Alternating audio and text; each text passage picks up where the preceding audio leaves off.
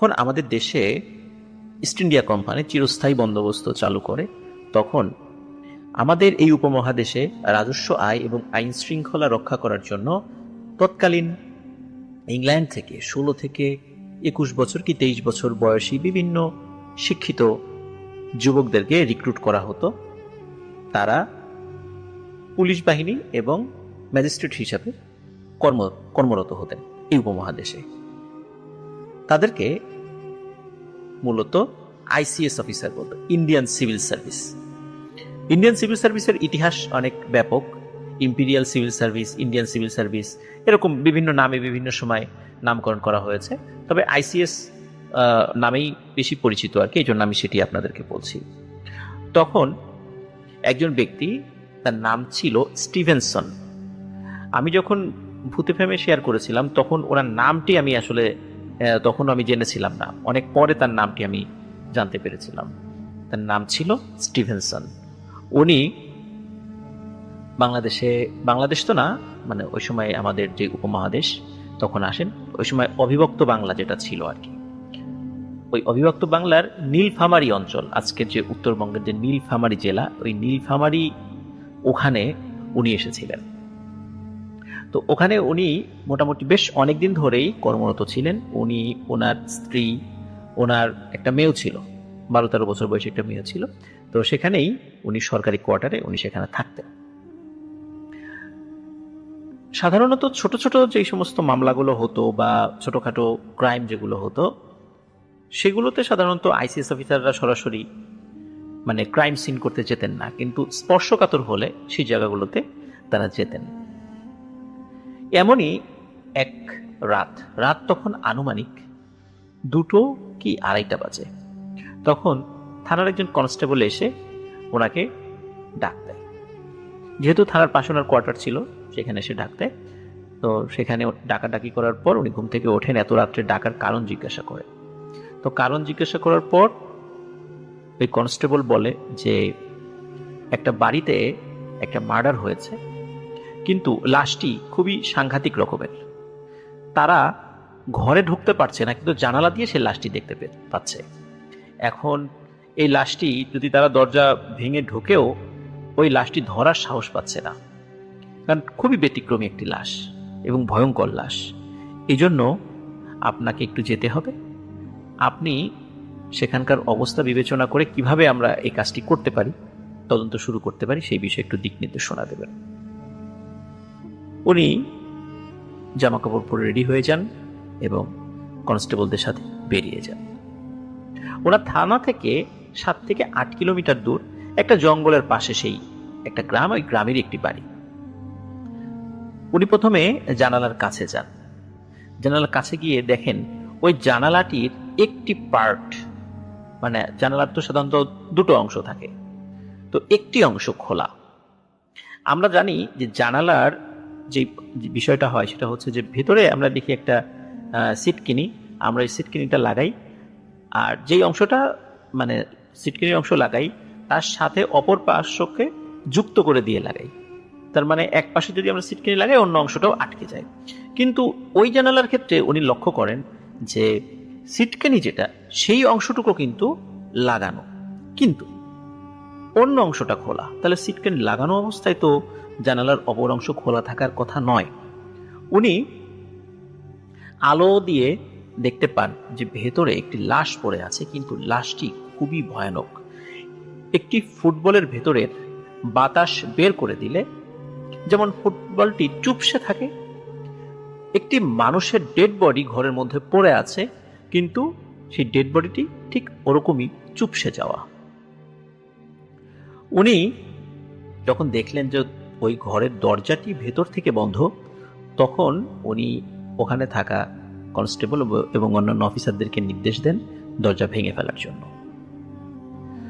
দরজা ভেঙে ঘরে যখন সবাই ঢোকার পর ওই লাশটি, ওই আইসিএস অফিসার স্টিভেনসন, উনি হাত দিয়ে চাপ দিয়ে দেখেন ওই লাশের পা থেকে মাথা পর্যন্ত কোনো হাড় নেই। তার মানে ওই ডেড বডির মধ্যে যতগুলো হাড় ছিল সব হাড় ভ্যানিশ হয়ে গেছে, কিন্তু শরীরের অন্যান্য অঙ্গ প্রত্যঙ্গ সেগুলো ঠিকঠাক আছে, কিন্তু কোনো হাড় নেই। এই হাড়গুলো কোথায় গেল? আর এভাবে নৃশংসভাবে তাকে হত্যা করলো কে? আসলে কি এটা হত্যা না কি হয়েছে কেউ বুঝতে পারছে না। কারণ হত্যা হলে শরীরে বিভিন্ন অংশে দাগ থাকতো, আক্রমণের চিহ্ন থাকতো, তেমন কিছুই নেই। তাহলে কিভাবে এই লাশটি থেকে বা এই দেহ থেকে হাড় সম্পূর্ণ অদৃশ্য হয়ে গেল?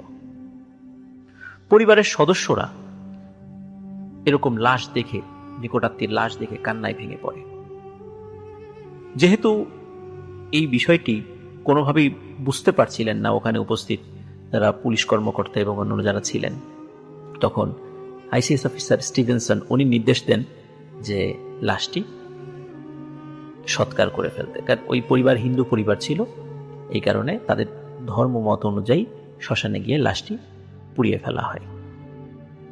কিন্তু এই ঘটনা আসলে কেন ঘটল, কি হয়েছিল, সে বিষয়ে উনি কিছুই বুঝতে পারছিলেন না।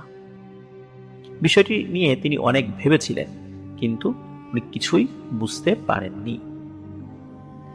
এই ঘটনার বেশ কিছুদিন পর, এখানে একটি বিষয় বলে রাখা ভালো, যখন এই ঘটনাটি ঘটেছে তখন ছিল শীতকাল। তো এই ঘটনার বেশ অল্প কিছুদিন পর, বেশ কিছুদিন বলতে অল্প কিছুদিন পর আর কি, হয়তোবা সর্বোচ্চ 1 মাস এরকম একটা সময় পর, তো তখন একটি ঘটনা ঘটে। এক রাতে আবারও তার কাছে একটি নিউজ আসে। ওই রাতেও ঠিক সেম কনস্টেবল তাকে বাসায় ডাক দেয়। ডাক দেওয়ার পর যখন উনি ঘুম থেকে ওঠেন, তখন কনস্টেবলের কাছে জিজ্ঞেস করেন কি হয়েছে। তখন কনস্টেবল বলে যে এই গ্রাম থেকে আরো 3-4 গ্রাম পরে একটি ভয়ানক লাশ পাওয়া গিয়েছে, সেখানে ক্রাইম সিন করার জন্য আপনাকে যেতে হবে। অন্য অফিসাররা এই লাশটি ধরতে পারছেন না, ভয় পাচ্ছেন খুব, যে কিভাবে একটি লাশ এমন হতে পারে। উনি বেরিয়ে হয়ে যান। তখন আসলে এইভাবে ইঞ্জিন চালিত যে গাড়িগুলো তখনও কিন্তু ওই অঞ্চলে মানে এটা চালু হয়নি, তখন যেটি চলতো সেটি হচ্ছে যে ঘোড়ার গাড়ি। আর এরকম রাত বিরেতে বা দ্রুত চলাফেরার ক্ষেত্রে ওনার পার্সোনাল ঘোড়া ইউজ করতেন। তো ওনার ঘোড়াটি আস্তাবল থেকে বের করে ঘোড়া নিয়ে রওনা দেন। মোটামুটি ঘন্টা দেড়েকের মধ্যে আইসিএস অফিসার স্টিভেনসন তার সঙ্গে নিয়ে সেখানে পৌঁছে যান। সেখানে পৌঁছে গিয়ে দেখেন যে সেখানে আরো কিছু পুলিশ উপস্থিত আছে। তাদের কাছে জিজ্ঞেস করেন কি হয়েছে। তখন তারা বলেন যে স্যার, এই ঘরটির দরজা ভেতর থেকে বন্ধ, কিন্তু এই ঘরের জানালার একটি পার্ট খোলা রয়েছে এবং আমরা সেখান এই মানে জানালা দিয়ে একটি ভয়ানক লাশ দেখতে পাচ্ছি, যেখানে শুধু কঙ্কাল পড়ে আছে। কঙ্কালের গায়ে রক্ত মাখা, তার মানে কিছু সময় আগেও এই কঙ্কালের গায়ে মাংস ছিল। এখন এটি আমরা বুঝতে পারছিলাম না, এই জন্য আপনাকে আমরা স্মরণ করেছি, আপনি একটু দেখবেন। তখন ওই অফিসার স্টিভেনসন উনি নির্দেশ দেন যে দরজা ভেঙে ফেলার জন্য। দরজা ভেঙে যখন সবাই ভেতরে ঢোকার পর মানে অদ্ভুত একটি বিষয়, সেটি হচ্ছে যে একটি পূর্ণাঙ্গ বয়স্ক মানুষকে এভাবে খেয়ে ফেলছে, যেখানে শুধু কঙ্কাল পড়ে আছে, কিন্তু সেই মানে কঙ্কালের কোনো মাংস কিচ্ছু নেই। এবং মনে হচ্ছে খুব সময় নিয়ে খুব সুন্দর করে ধীর স্থিরভাবে সুস্থ মস্তিষ্কে একটি মানুষকে খেয়ে ফেলা হয়েছে, কিন্তু শরীরের কোনো হাড় সেখান থেকে মিসিং নেই। কিন্তু আগে যেই লাশটি উনি দেখেছিলেন প্রায় 1 মাস আগে, সেখানে তিনি দেখেছিলেন যে শরীরে সবকিছু আছে, শুধু হাড় নেই। আর এখানে তার ঠিক উল্টোটা, শরীরের ভেতরে কিচ্ছু নেই, মানে কোনো মাংস নেই, চামড়া নেই, কিচ্ছু নেই, শুধু কঙ্কাল পড়ে আছে এবং কঙ্কালের গায়ে রক্ত লেগে আছে। উনি যেখানে যেতেন সেখানে তদন্ত করার কিছু কিছু ইনস্ট্রুমেন্ট ওনার সাথে থাকতো। তার মধ্যে একটি হলো ম্যাগনিফাইং গ্লাস। ম্যাগনিফাইং গ্লাস আপনারা অনেকেই দেখেছেন, গোল একটা, এটাকে আমরা আতশী কাচ বলি। আতশী কাচ দিয়ে ছোট জিনিসকে বড় দেখায়, আপনারা অনেকেই সেটা দেখেছেন। অনেক সময় যারা মানে জ্যোতিষী তারা এই আতশী কাচ দিয়ে হাতের রেখাগুলো দেখেন। মোটামুটি আতশী কাচের সাথে আপনারা সবাই পরিচিত আছেন। তো উনি আলো জ্বালাতে বলেন, মানে একটু বেশি করে আলো জ্বালাতে বলেন। তখন তো এরকম ইলেকট্রিসিটি ছিল না, ওই সময় কিছু হ্যাচাক বাতির মতো কিছু মানে বাতি ছিল যেগুলোর আলো বেশ বেশি হতো। তখন উনি ওই হ্যাচাক বাতির মতো, ওটা এক্স্যাক্টলি আসলে হ্যাচাক বাতি ছিল কিনা আমাকে বলতে পারেননি আর কি, তো উনি সেটি দিয়ে ওই লাশ উনি তদন্ত শুরু করেন যে এই লাশের আশেপাশে কোনো পায়ের ছাপ, কোনো আঙ্গুলের ছাপ এমন কিছু আছে কিনা। উনি কিচ্ছু পাচ্ছিলেন না। ওনার হাতে একটা নোট ছিল, সেই নোটে উনি টুকছিলেন যে কি কি উনি দেখেছেন, কি কি পেলেন। উনি হঠাৎ একটা বিষয় দেখতে পান, সেটি হচ্ছে ওই লাশের পায়ের যে হাড় আছে সেই হাড়ের উপরে একটা চিহ্ন, এবং ওই চিহ্নটা এটা আমাদের যেই মুখের মধ্যে জিহবা আছে সেই জিহবার চিহ্ন। মনে হচ্ছে জিহবাটা ওই হাড়ের উপর লেগেছিল, যেহেতু ওই হাড়ের উপর রক্ত ছিল, রক্তের কারণে ওই জিহবার চিহ্নটা ওখানে লেগে গেছে। কিন্তু উনি এইটা খুব ভালোভাবে বুঝতে পেরেছেন, এই জিহবাটির মানে চওড়া, মানে ওয়াইড যেটা, মানে লম্বা না, চওড়া যেটা, এটি আমাদের হাতের প্রায় আধ হাত, মানে 6 ইঞ্চিরও বেশি হবে, এত চওড়া একটি জিহবা। যদি একটি জিহবা চওড়া হয় 6 ইঞ্চির মতো বা এর থেকে কয়েক ইঞ্চি বেশি, তাহলে সেই জিহবাটা লম্বা কত বড় হতে পারে, আর যেই প্রাণীটির এই জিহবা সেটি কত বড় হতে পারে বা তার আকৃতিটা কেমন হতে পারে, তিনি এই চিন্তা করছিলেন। তিনি এটা ভেবেছিলেন এটা হয়তো বা কোনো হিংস্র জন্তু জানোয়ারের কাজ। তিনি এও ভাবলেন যে যদি হিংস্র জন্তু জানোয়ার হয়েই থাকে তাহলে এই জন্তু জানোয়ারের আকৃতিটা অনেক বড় হবে। কিন্তু ঘরের দরজা বন্ধ, এই জন্তুটি কোথা দিয়ে আসলো এবং কোথা দিয়ে চলে গেল। জানালার যেই পার্ট এখানেও একটি খোলা রয়েছে, সেখান দিয়ে কিন্তু এই জন্তুটি ঢোকাও সম্ভব নয়, বাহির হওয়াও সম্ভব নয়। ঘরের অন্যান্য যে অংশগুলো রয়েছে সেখান দিয়েও ওই জন্তুটি আসা বা যাওয়া সম্ভব নয়। তাহলে এটি কি ছিল? উনি ভেবে কোনো কুল কিনারা পান না। যাই হোক, এবার তদন্তেও তিনি কিছুই বুঝতে পারেন না যে আসলে কি হচ্ছে এগুলো। উনি চলে যান। বেশ কিছুদিন ধরে উনি ভাবছেন যে কি হতে পারে, কিন্তু উনি কিছুতেই এটি বুঝতে পারছিলেন না। কিন্তু একটা বিষয় উনি শুধু মিল পেয়েছেন, যে এবারের যেই বাড়িটাতে উনি লাশ যেটি দেখেছেন সেটিও একটি জঙ্গলের পাশে, মানে ওই বাড়ির পাশে জঙ্গল রয়েছে, আগের বাড়ির পাশেও জঙ্গল ছিল। আর ওই সময় যেই হয়েছিল, এটি সময়কাল আনুমানিক 1980 থেকে 90 সাল বা 1900 সাল, এই সময়ের মধ্যে আর কি।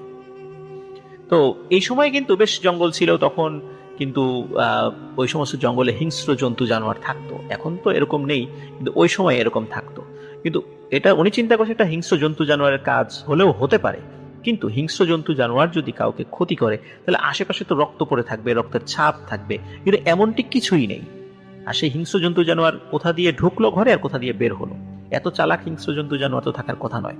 এই চিন্তা করে উনি খুব মানে দিশেহারা হয়ে পড়েন যে এই কেসটা সলভ করতেই হবে, কেন এমনটি হচ্ছে।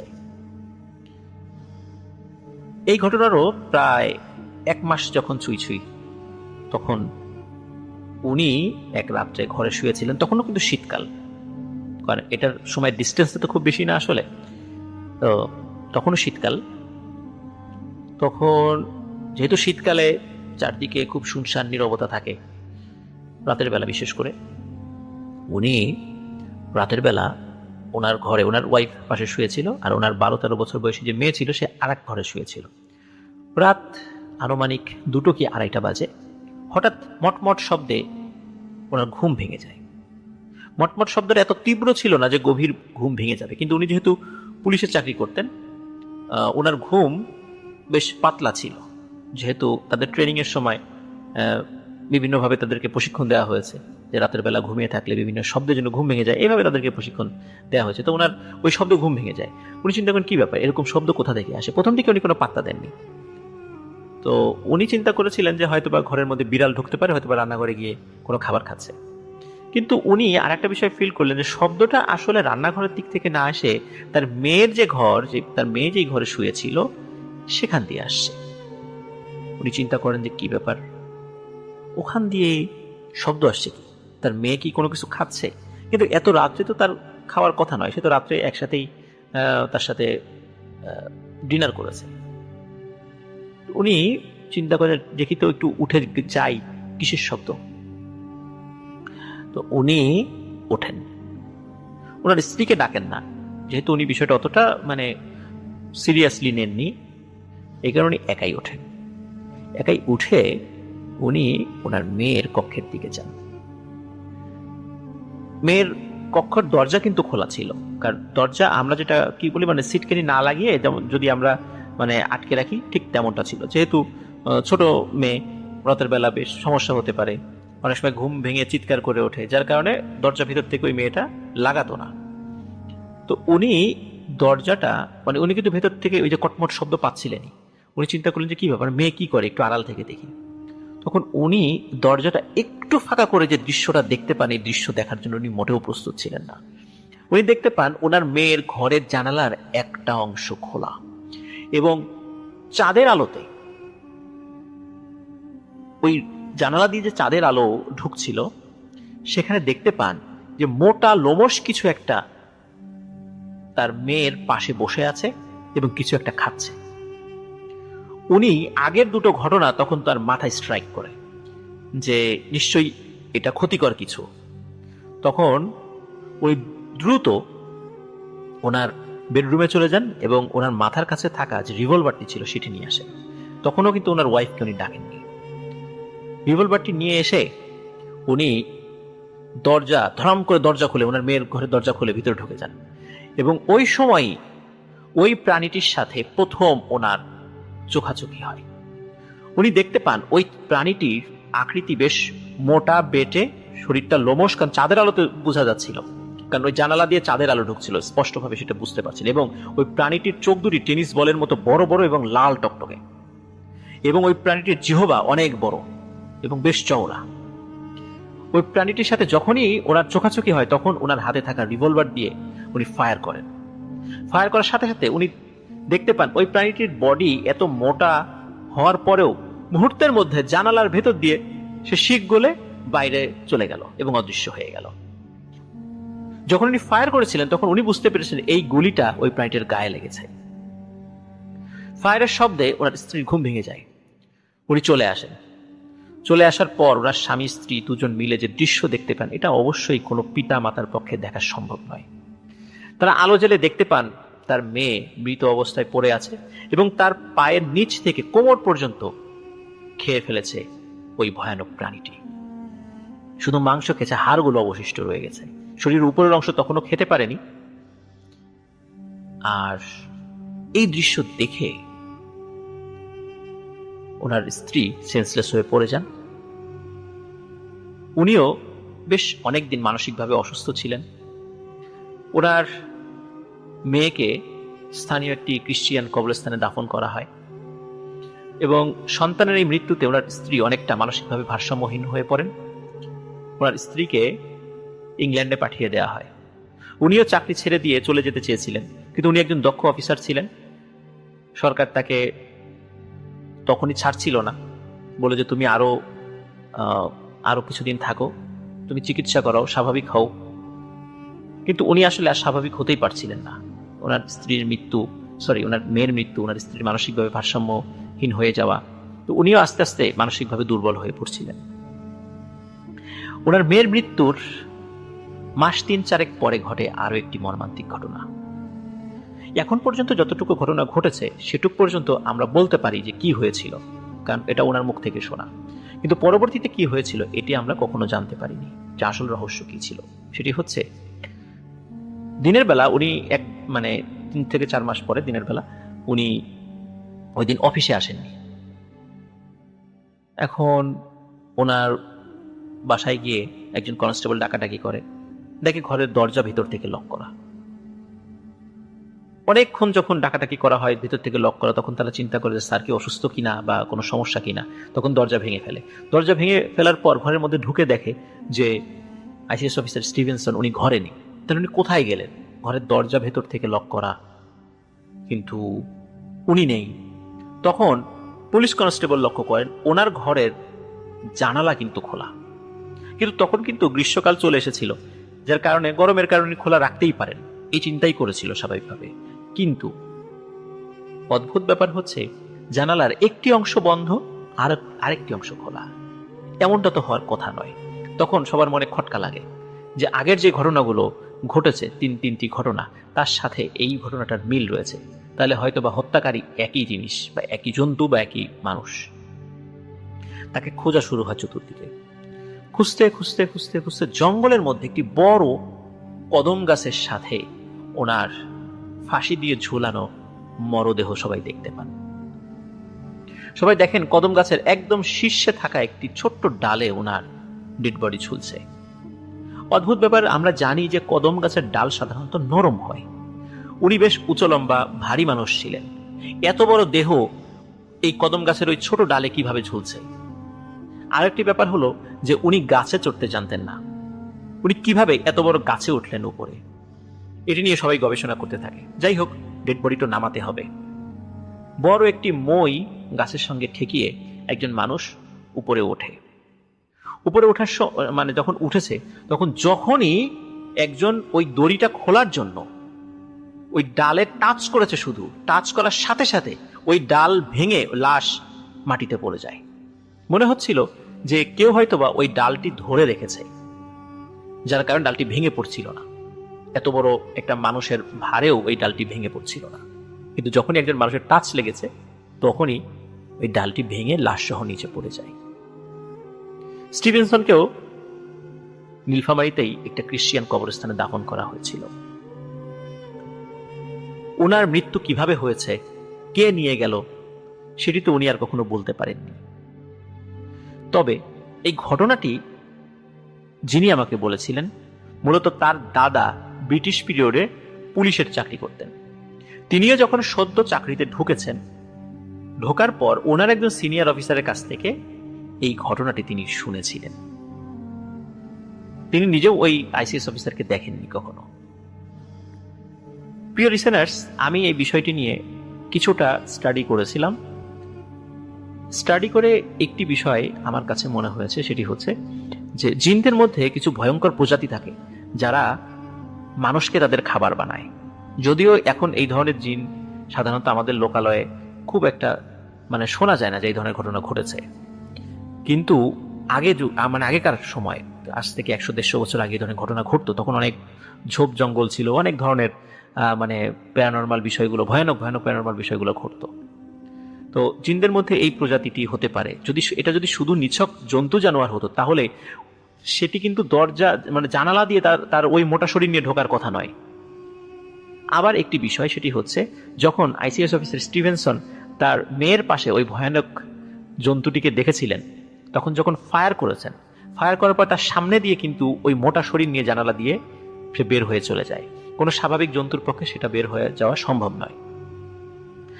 গুলি করার পর কোনো স্বাভাবিক জন্তু কিন্তু প্রতিশোধ নেওয়ার জন্য ফেরত আসার কথা নয়, কিন্তু তার মৃত্যু খুবই রহস্যজনকভাবে হয়েছে, যেটি খুবই অদ্ভুত এবং ভয়ানক। তাহলে আমরা সব বিষয় অ্যানালাইসিস করে বুঝতে পারি এটি কোনো ভয়ানক পিশাচ জিনের কাজ। সে যখন রিভলভার দিয়ে গুলি করেছিল, গুলিটি ওই জিনের গায়ে লেগেছিল, যার প্রতিশোধ হিসাবে হয়তো আইসিএস অফিসার স্টিভেনসনকে সে গলায় ফাঁস লাগিয়ে হত্যা করেছে। প্রিয় লিসেনার্স, ঘটনা কিন্তু এখানেই শেষ নয়। ওনার যখন ডেড বডি নিচে পড়ে গেল, উপস্থিত যারা পুলিশ সদস্যরা ছিলেন, তারা দেখলেন যে দড়িটি ওনার গলায় লাগানো রয়েছে। দড়িটি খুবই অদ্ভুত, এই ধরনের দড়ি ওনারা আগে কখনো দেখেননি। দড়িটি থানায় সংরক্ষণ করে রাখা হয়েছিল একটি ভল্টে, কিন্তু ভল্ট বন্ধ থাকার পরও কয়েকদিন পর রহস্যজনকভাবে ওই দড়িটি হারিয়ে যায়, যেটি আর কখনোই খুঁজে পাওয়া যায়নি। প্রিয় লিসেনার্স, এটি ছিল ঘটনা।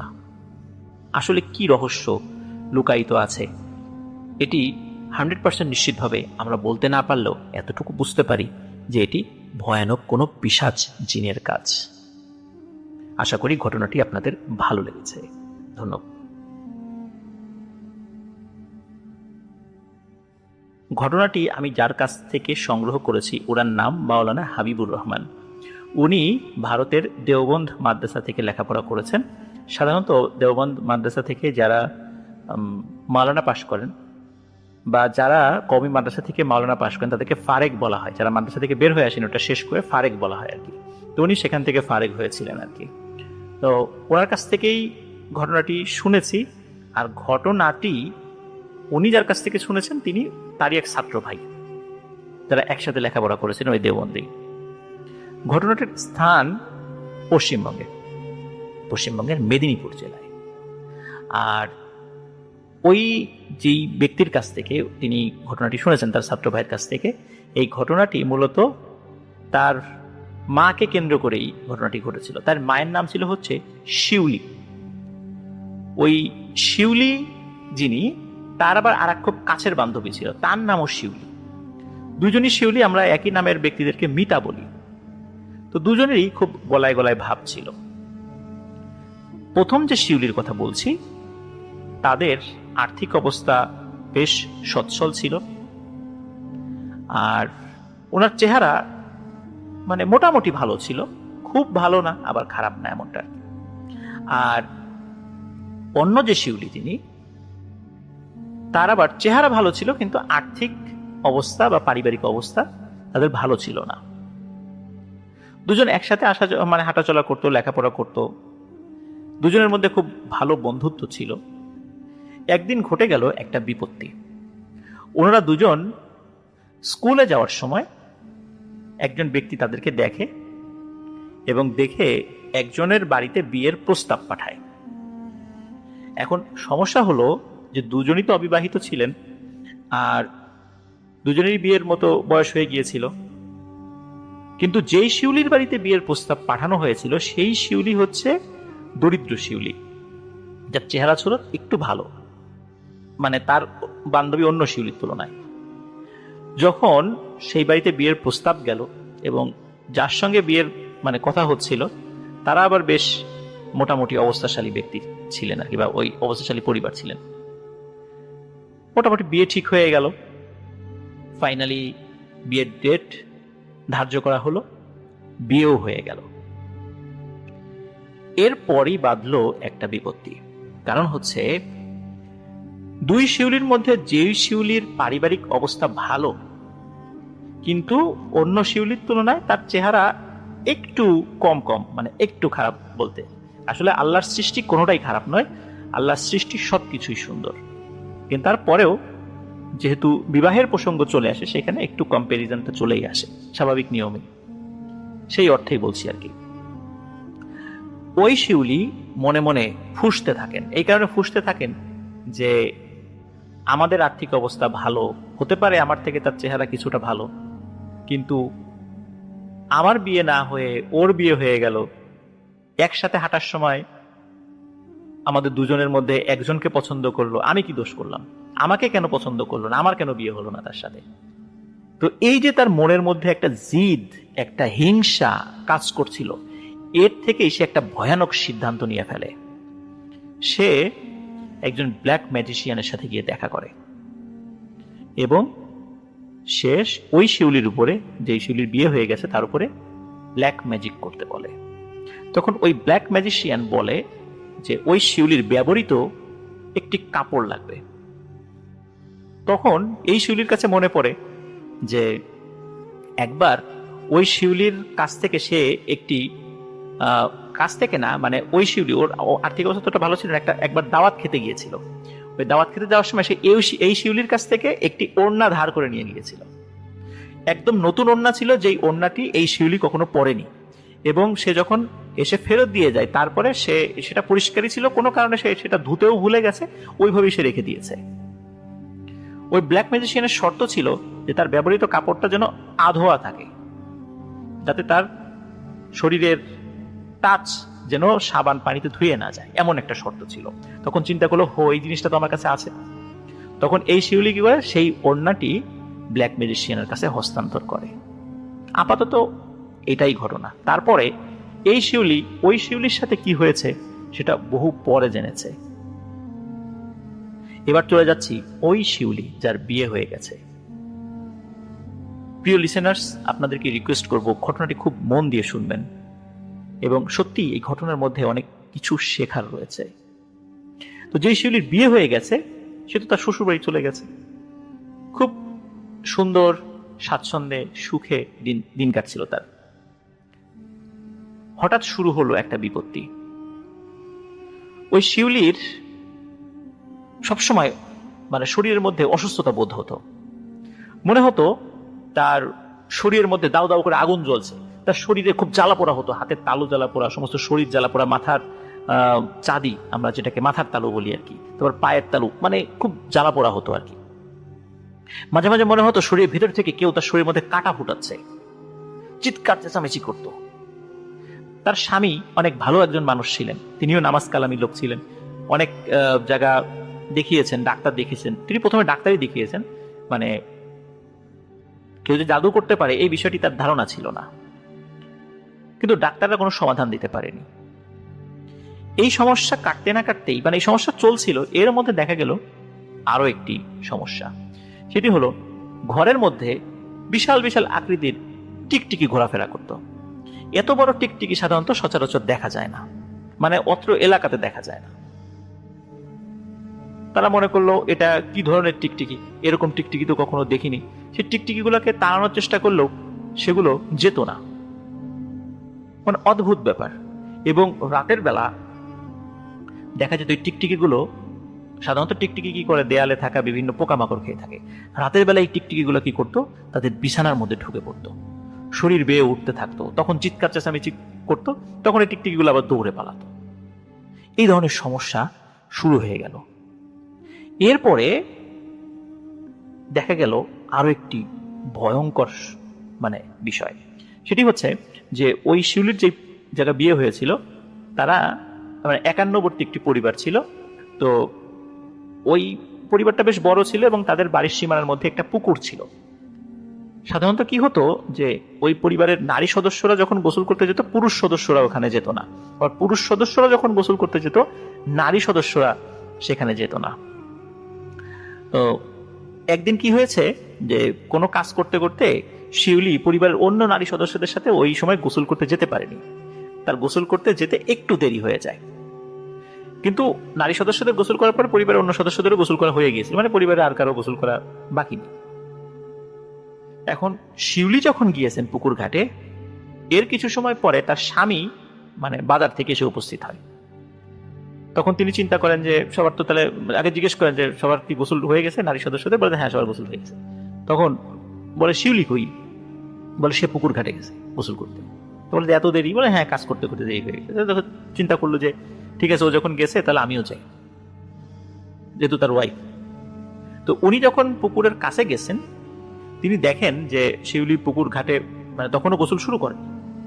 তখন তার হাজবেন্ডকে দেখে এমনি কুশলাদি বিনিময় করছে, কখন আসলো, কিভাবে কি, এই কথা বলতে বলতে মানে শিউলি বলছে আচ্ছা ঠিক আছে, তাহলে আমি আগে গোসল করে উঠি, উঠে চলে গিয়ে তোমার খাবার টাবার রেডি করি, তুমি গোসল করে এসে খাবার খাবা। তো উনি পুকুরে নামার যখন একটু মানে হাঁটু পর্যন্ত নেমেছে, মানে হাঁটু জল পর্যন্ত নেমেছে, হঠাৎ করে ওর হাজবেন্ড দেখে মনে হলো কেউ টান দিয়ে তার ওয়াইফকে পানির মধ্যে নিয়ে গেছে এবং নিচ থেকে বুড়বুড়ি উঠতেছে। উনি প্রথমে চিন্তা করছে যে ডুব দিল না কি হলো, হঠাৎ করে এরকম হলো কেন। কিন্তু যখন উনি কিছু সময় অতিবাহিত হলো, যখন বুঝতে পারলেন যে না, সে তো ডুব দেয়নি, উনি জোরে একটা চিৎকার দেন, পরিবার সদস্যদেরকে ডাক দেন এবং চিৎকার দিয়ে উনি আর কাল বিলম্ব না করে পানির মধ্যে নেমে পড়েন। ওই পুকুরের পানি ছিল স্বচ্ছ পানি। উনি পুকুরের মধ্যে যেই জায়গাতে বুড়বুড়ি উঠছিল সেখানে গিয়ে ডুব দেন। ডুব দিয়ে দেখতে পান যে ছোট ছোট বামন আকৃতির কিছু মানুষ ওই শিউলিকে পানির নিচে মানে টেনে ধরে রেখেছে এবং সে ছোটার জন্য আপ্রাণ চেষ্টা করছে, কিন্তু পারছে না। কিন্তু সে ছোটার জন্য হাত পা ছোটাছুটি করার চেষ্টা করছে, কিন্তু তার হাত পা সবকিছু ধরে রেখেছে এবং সে যখন ওই মানে মুখ দিয়ে বুড়বুড়ি বের হচ্ছিল সেটাই উপর দিকে উঠছিল। আর যেহেতু তার হাত পা ধরে রেখেছে, এই জন্য সে হাত পা ছোড়াছড়ি করলে তো পানির উপর থেকে বোঝা যেত, পানি একটু আন্দোলিত হতো, সেটা বোঝা যাচ্ছিল না। তো সে যখন এই দৃশ্য দেখলো, দেখার সাথে সাথে উনিও মানে ভয় পেয়েছেন। ভয় পাওয়ার পরে জোরে আল্লাহু আকবার বলে উনি আবার উঠেছেন পানির উপর নিঃশ্বাস নেওয়ার জন্য। উঠে আয়াতুল কুরসি পড়ে আবার যেই ডুব দিয়েছেন, ডুব দেওয়ার সাথে সাথে দেখে যে ওই মানে বামন আকৃতির মানুষের অবয়বের কিছু প্রাণীগুলো তারা শিউলিকে ছেড়ে দিয়েছে। তখন তিনি দ্রুত শিউলিকে উদ্ধার করেন, উদ্ধার করে উপরে নিয়ে এসে, ততক্ষণে পরিবারের অন্য সদস্যরা চলে এসেছিল পুকুর ঘাটে, তাকে উদ্ধার করা হয় ওখান থেকে। এবারের যাত্রায় তিনি প্রাণে বেঁচে যান। এবারের যাত্রায় তিনি প্রাণে বেঁচে গেলেও তিনি এর পরপরই ভয়ানক অসুস্থ হয়ে পড়েন তার শরীর আস্তে আস্তে শুকিয়ে যেতে থাকে এবং একটা পর্যায়ে এমন হন যে তিনি কঙ্কালসার হয়ে যান, যে কোনো মানুষ তাকে দেখলেই ভয় পেত। অল্প কিছুদিনের মধ্যেই কিন্তু এরকম হয়ে গেছে, মানে এই ঘটনাটার পরপরই। তখন ভালো হুজুর দেখানো হয়। তখন হুজুর দেখে বলেন যে একে তো ভয়ানক রকমের ব্ল্যাক ম্যাজিক করা হয়েছে। তখন বলা হয় যে তাহলে একে সুস্থ করার ব্যবস্থা করেন। বলে যে এখন এটা সম্পূর্ণ নিয়ন্ত্রণের বাইরে চলে গেছে, ও এখন মৃত্যুর দ্বার প্রান্তে চলে গেছে, এখন কোনোভাবেই তার রিকভারি করার কোনো সুযোগ নেই। আল্লাহ যদি বাঁচান তাহলে বাঁচতে পারে, কিন্তু কোনোভাবে কোনো মানুষের মাধ্যমে বা কোনো জিনের মাধ্যমেও তাকে আর বাঁচানো বা বাঁচানোর চেষ্টা করা সম্ভব নয়, সে আর সুস্থ হবে না। আপাতত দৃষ্টিতে সেটাই মনে হচ্ছে বা বোঝা যাচ্ছে। শিউলির অসুস্থতার কথা যখন চারদিকে ছড়িয়ে পড়ে, শিউলির গ্রামের বাড়িতে মানে মায়ের বাড়িতে খবর পাঠানো হয় যে শিউলি খুব অসুস্থ, তাকে এই পর্যন্ত নিয়ে আসার মতো তার শারীরিক অবস্থা নেই, আপনার তার শেষ দেখা, মৃত্যুর আগে শেষ দেখা দেখে আসুন। আসলে কোনো মানুষ মারা গেলে তার শেষ দেখা দেখে আসা আর জীবিত থাকা অবস্থায় কাউকে মৃত্যুর জন্য বিদায় জানিয়ে আসা, এটা কিন্তু খুব কষ্টদায়ক একটি বিষয়। যেই পরিবারে হয় তারাই শুধু বুঝতে পারে এটার কষ্ট, এটার যাতনা কতটুকু।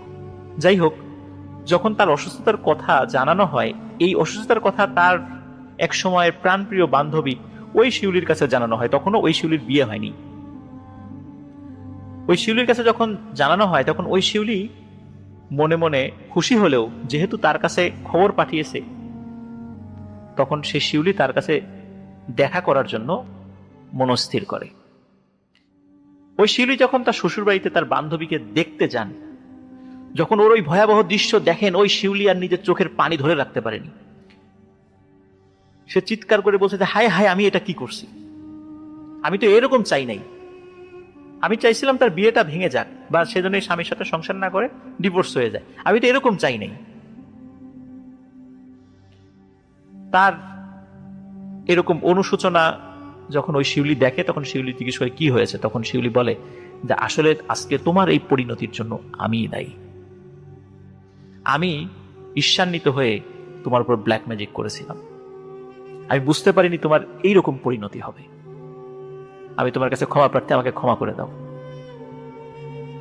তখন ওই শিউলি বলেন যে আমি তোমাকে ক্ষমা করে দিতে পারি একটা শর্তে। বলে কি শর্ত? বলে যে আমার তো বিয়ে খুব বেশি দিন হয়নি, আমার কোনো সন্তানাদিও হয়নি, আমি তো এখন মৃত্যুর প্রহর গুনছি। আমার মনের খুব একটা ইচ্ছা ছিল যে আমার যদি কোনো সন্তান হয়, বিশেষ করে ছেলে সন্তান, তাকে আমি ভারতের দেওবন্দ মাদ্রাসায় লেখাপড়া করাবো, ভালো একজন আল্লাহওয়ালা ব্যক্তি হিসাবে তাকে তৈরি করার চেষ্টা করব। কিন্তু আমার তো সেই স্বপ্ন পূর্ণ হলো না। তোমাকে আমি ক্ষমা করতে পারি এই শর্তে যে তোমার বিয়ের পরে তোমার যদি কোনো সন্তান হয়, তাকে তুমি দেওবন্দ মাদ্রাসায় পড়াবা, তাহলে আমি তোমাকে মাফ করে দিব, আর তুমি আল্লাহর কাছে মাফ চাও। তখন ওই শিউলি বলে ঠিক আছে, আমি তোমার শর্ত মেনে নিলাম, আল্লাহ যদি আমাকে সন্তান দেয়, ছেলে সন্তান, অবশ্যই আমি ভারতের দেওবন্দ মাদ্রাসায় লেখাপড়া করাব ইনশাল্লাহ। তার কাছ থেকে বিদায় নিয়ে ওই শিউলি চলে আসে, আর অসুস্থ শিউলির মৃত্যু ঘটে এর কয়েকদিনের মাথায়। শিউলি মারা যায়, আর ওই শিউলি যিনি ব্ল্যাক ম্যাজিক করেছিলেন, কিছুদিন পর তারও বিয়ে হয়ে যায়। সেখানে তার একটি ছেলে সন্তান হয়। সন্তান হওয়ার পরপর তার শরীরেও মারাত্মক অসুস্থতা দেখা দেয় এবং এমন এক দুরারোগ্য ব্যাধি ধরা পড়ে যেটার জন্য তার মৃত্যু অবধারিত ছিল। মৃত্যুর পূর্বে ওই শিউলি বলেছিল যে আমি যে পাপ কাজ করেছি, এই পাপ কাজের শাস্তি আল্লাহ আমাকে দুনিয়াতেই হয়তোবা দিয়ে তার কাছে নিয়ে যাচ্ছেন। আল্লাহ যদি এতে করে আমার অন্যায়কে ক্ষমা করেন, তাতেই আমি খুশি। এই অসুস্থতা কোনো বিষয় না, আমি যে অন্যায় করেছি এই শাস্তি যদি আল্লাহ আমাকে পরকালে দেন, তাহলে সেই শাস্তি আমি সহ্য করতে পারবো না। তখন তিনি ওসিয়ত করে যান, আমিও আমার বান্ধবী শিউলিকে কথা দিয়েছিলাম তার মৃত্যুর পূর্বে যে আমার ছেলে সন্তান হলে তাকে আমি দেওবন্দ মাদ্রাসায় পড়াবো, তো তোমরা সেই ইচ্ছাটা পূর্ণ করো। ওই শিউলিরও মৃত্যু হয়ে যায়। আর প্রিয় লিসেনার্স, যেই মৌলানা হাবিবুর রহমান যে তার যে ছাত্র ভাইয়ের কাছ থেকে এই ঘটনাটি সংগ্রহ করেছিলেন, সেই ছাত্র ভাই আর কেউ নয়, এটি সেই শিউলির সন্তান যে দেওবন্দ মাদ্রাসা থেকে লেখাপড়া করেছেন। তিনি বর্তমানে মেদিনীপুরের একটি মাদ্রাসায় শিক্ষকতা করছেন। ঘটনাটি যখন মূলত শুরুটা হয়েছিল 80 দশকের একদম শুরুর দিকে, 70 দশকের শেষ দিকে বা 80 দশকের একদম শুরুর দিকে, এক্সাক্ট সালটা আসলে বলা যাচ্ছে না বা বলতে পারেননি। প্রিয় লিসেনার্স, আমি জানি না ঘটনাটি আপনাদের কেমন লেগেছে, তবে এই ঘটনার মধ্যে কিন্তু আসলেই অনেক কিছু শিক্ষণীয় আছে। যে ব্ল্যাক ম্যাজিক করলেও কোনো না কোনো ভাবে পরবর্তীতে তার উপরও এর ভয়ানক প্রভাব পড়তে পারে যিনি ব্ল্যাক ম্যাজিক করছেন। আল্লাহ তাআলা দুই শিউলিকেই জান্নাতুল ফেরদৌসের মেহমান হিসাবে কবুল করে নিক, আমরা তাদের জন্য দোয়া করব। আর আমরা কখনো হিংসা, ঈর্ষা এগুলোর বশবর্তী হয়ে বা লোভে পড়ে কখনো ব্ল্যাক ম্যাজিকের মাধ্যমে কারো ক্ষতি করব না। এমনিতেও কারো ক্ষতি করব না, কিন্তু ব্ল্যাক ম্যাজিক অবশ্যই না। প্রিয় লিসেনার্স, আশা করি আমাদের ঘটনা আপনাদের ভালো লেগেছে।